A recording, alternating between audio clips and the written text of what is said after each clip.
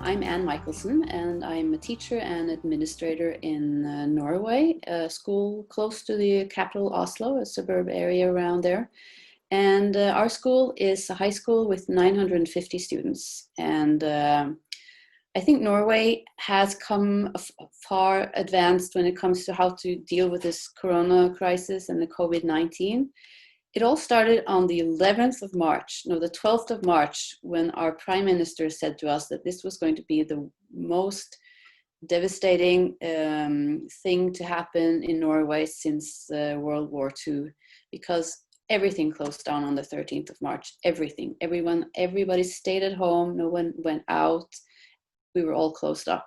So from one day to the other, we started teaching online, all our students. And in Norway, we are very lucky. We have, for instance, high schools. They've had their own devices for many, many years. They get a scholarship from the state to buy their own laptops. So they had that.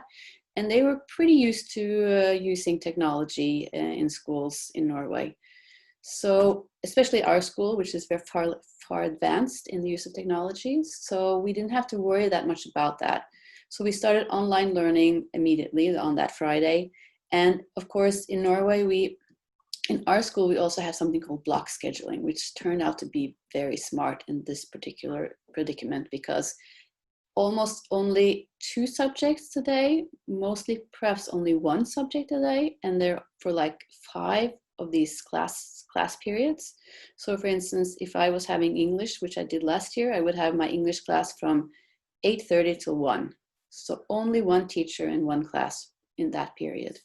So it was easy for the teachers to organize teaching. And I think that one would have to think about, when online learning is going on, how does that look? Is it like just students getting some tasks in the morning, reading a lot of pages, and then delivering their assignments? Or is it, as I saw in our school, teachers meeting the students in the morning, talking about the subject, explaining the concepts, and then, for instance, in Sørum, you can divide the class in groups of 4, and they can work together on these problems, and then the students can come from one group to the other and check for understanding and see that everyone has got what they're working on and understand it. I think that's a good way to do online learning. So after a couple of months, the R number in Norway was low. I mean, I think it was like you have in Connecticut.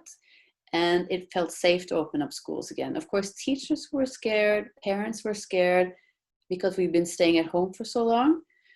But we had guidelines from the country, from the government, gave us very strict guidelines, and everyone followed those. And that was the same for the whole country. So although schools could interpret it a little differently, we all had to respect the 1-2 meters apart for each student.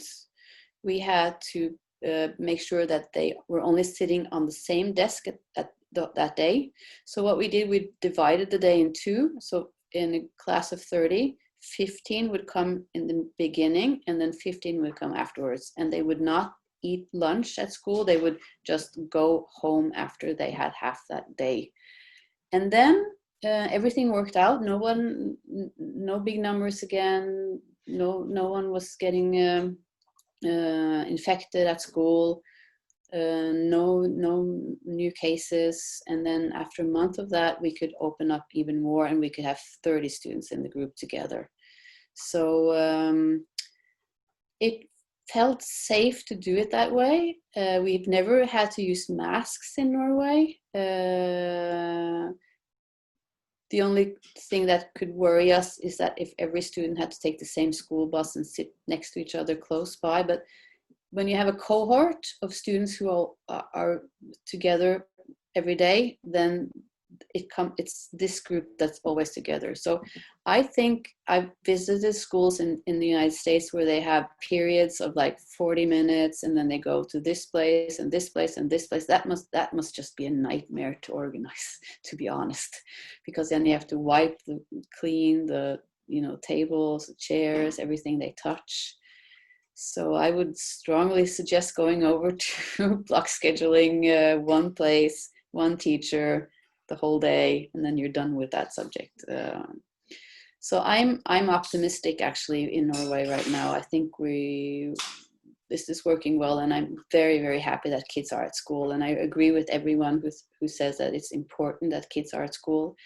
And I remember having this fear when the virus came and we had to stay home, and kind of this chest pain all the time that you were very worried.